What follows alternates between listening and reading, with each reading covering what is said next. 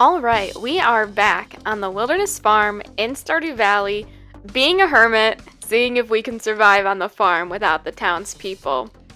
We've just planted our first crops for the year, and of course we need fertilizer. On the first day of fall, I thought, let's see which tree grows the fastest.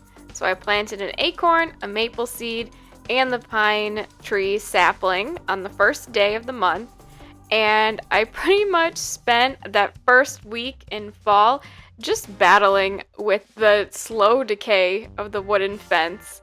I tried to keep alive around my crops. It was really by the 11th that I kind of just had to give up on it. Starting the 8th, we get Blackberry season.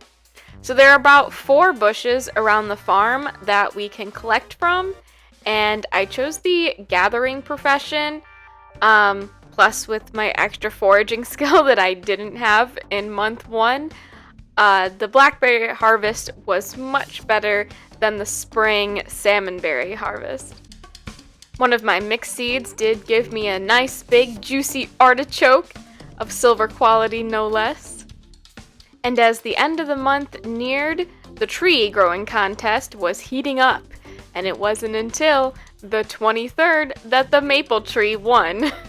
I clearly do a lot of exciting things as a hermit, and even got 500 gold from Dad, right there on the 26th.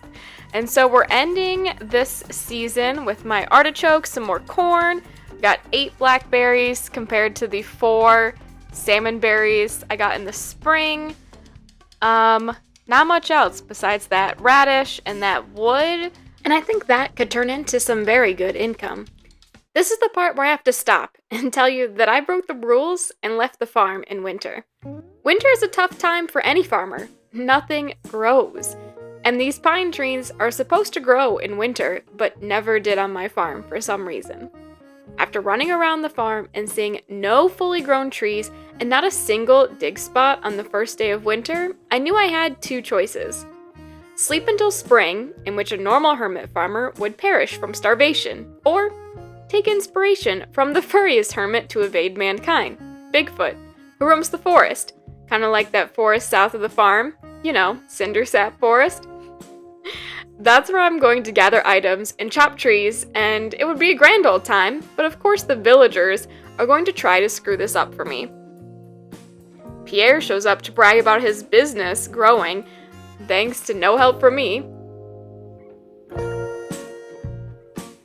And I can't leave the farm on festival days, which Mayor Lewis is still inviting me to for some reason. So I learn the habits of the humans in order to avoid them. Jazz jump ropes under the tree on Thursdays. Willie shows up to fish in the river on Saturdays, but he's so focused it's easy to just walk behind him. I had to hide from Abigail once, but never saw Leah.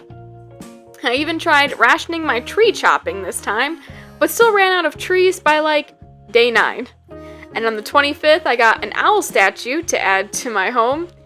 And the last few days of the year approached, I started selling everything. I knew I had to make a plan, but didn't know how much money I was going to have to work with.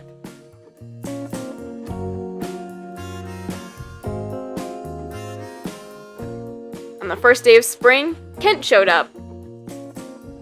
The Hat Mouse sent me a letter, and I even got another 500 gold from my dad.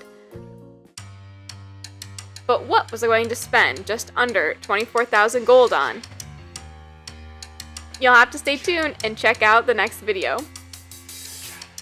I'm thinking I'll just sum up each hermit year in one video and see how long it takes to unlock stuff.